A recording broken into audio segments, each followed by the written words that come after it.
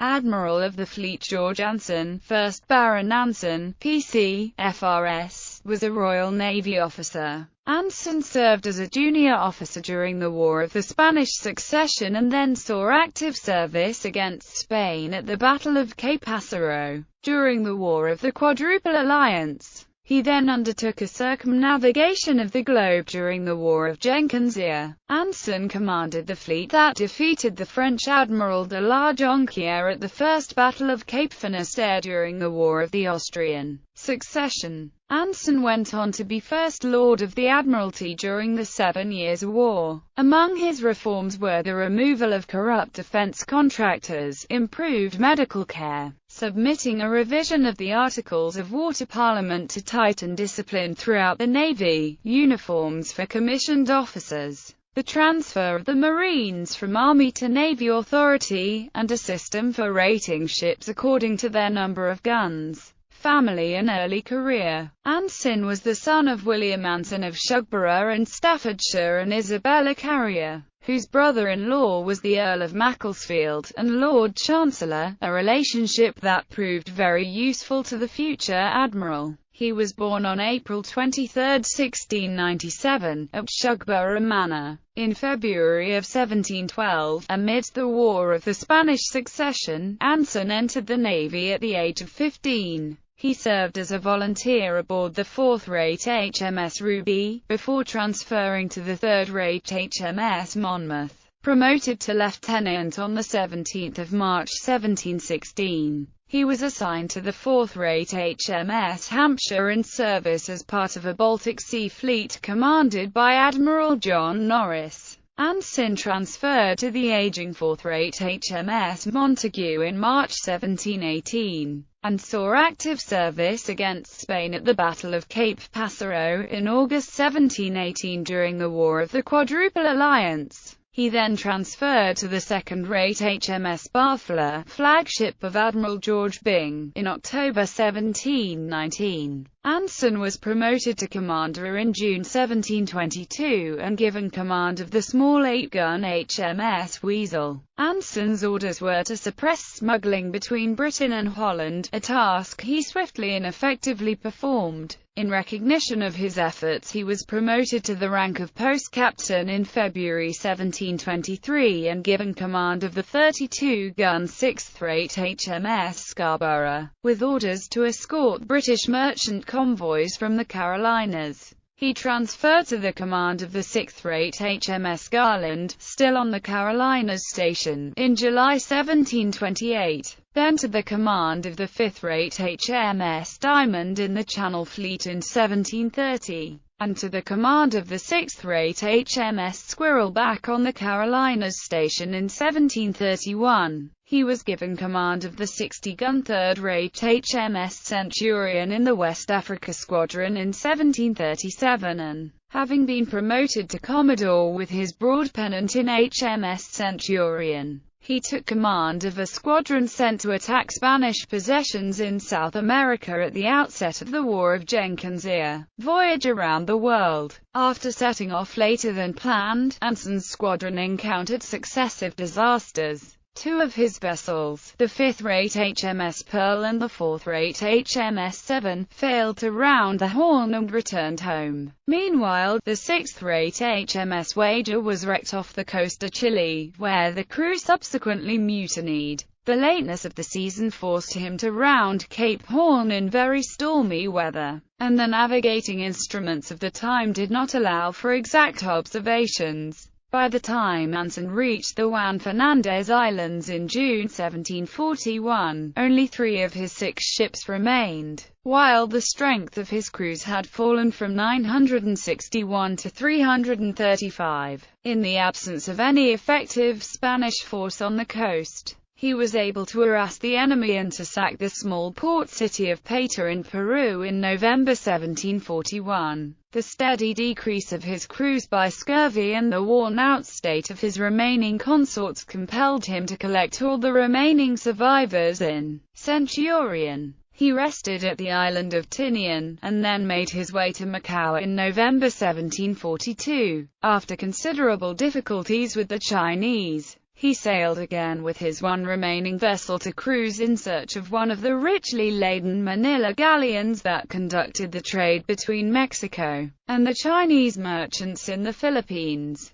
The indomitable perseverance he had shown during one of the most arduous voyages in the history of sea adventure gained the reward of the capture of an immensely rich prize, Nuestra Señora de Covadonga, possessing 1,313,843 pieces of eight, which he encountered off Cape Espiritu Santo on 20 June 1743. The charts captured with the ship added many islands to the British knowledge of the Pacific, including the Anson archipelago. Anson took his prize back to Macau, sold her cargo to the Chinese, kept the specie, and sailed for England. Passing a French fleet then patrolling the channel by means of a thick fog, he reached via the Cape of Good Hope on 15 June 1744. The prize money earned from the capture of the galleon made Anson a rich man for life and brought him considerable political influence. He initially refused promotion to Rear Admiral of the Blue, however, out of anger that the Admiralty refused to sanction a captain's commission he had given one of his officers. Senior command in the Admiralty. Anson was elected Member of Parliament for Headon in Yorkshire in 1744. He became a Lord Commissioner of the Admiralty on the Admiralty Board led by the Duke of Bedford in December 1744.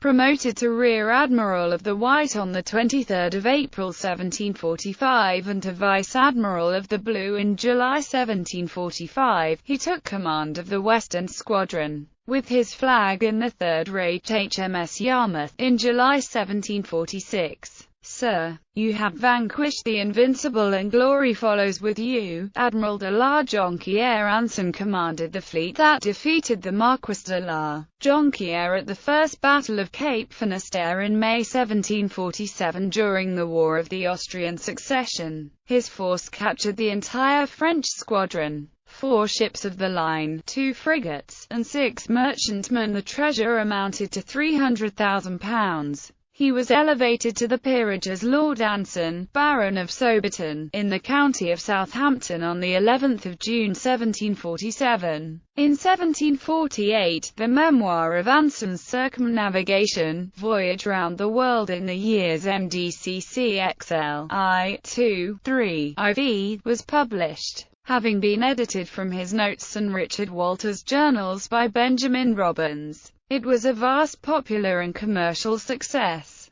He was promoted to Admiral of the Blue on 12 May 1748 and became Vice Admiral of Great Britain on 4 July 1749. Anson became First Lord of the Admiralty in the Broad-Bottom Ministry in June 1751 and continued to serve during the First Newcastle Ministry. Among his reforms were the removal of corrupt defense contractors, improved medical care, submitting a revision of the Articles of War to Parliament so tightening discipline throughout the Navy, uniforms for commissioned officers, the transfer of the Marines from Army to Navy authority and a system for rating ships according to their number of guns. Anson oversaw the Navy for much of the 7 Years' War, and established a permanent squadron at Devonport which could patrol the western approaches to both Britain and France. He was particularly concerned at the prospect of a French invasion of the British Isles, which led him to keep a large force in the English Channel. In 1756 he was criticised for not sending enough ships with Admiral Byng to relieve Minorca because he wanted to protect Britain from a threatened invasion, only to see Byng fail to save Minorca while no invasion attempt materialised. He left the Admiralty when the First Newcastle Ministry fell in November 1756 and then served again as First Lord when the Second Newcastle Ministry was created in June 1757. In July 1758, after Edward Hawke had decided to strike his flag and return to port over a misunderstanding at which he took offence, Anson hoisted his own flag in the first-rate HMS Royal George and took over command of the Western Squadron again. Anson oversaw Britain's naval response to a more serious French invasion attempt in 1759. He instituted a close blockade of the French coast, which proved crippling to the French economy and ensured no invasion fleet could slip out undetected. The British victories at the Battle of Lagos in August 1759 and the Battle of Quiberon Bay in November 1759 destroyed any realistic hope of a major invasion of the British Isles.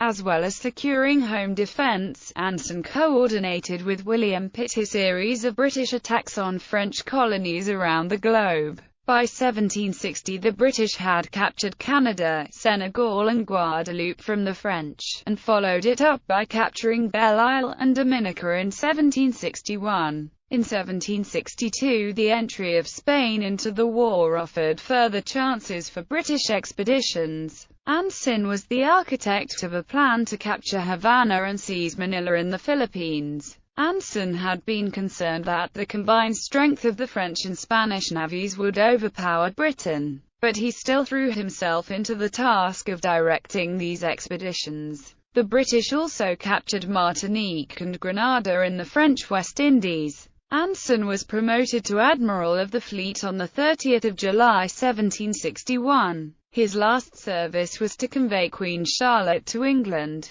He died at Moor Park in Hertfordshire on 6 June 1762 and was buried at St. Michael and All Angels Church in Colwich. Places named after him include Anson County, North Carolina and Anson, Maine. 8 warships of the Royal Navy have also been named after him. Family. In April 1748, Anson married Lady Elizabeth York, daughter of Philip York, 1st Earl of Hardwicke. They had no children.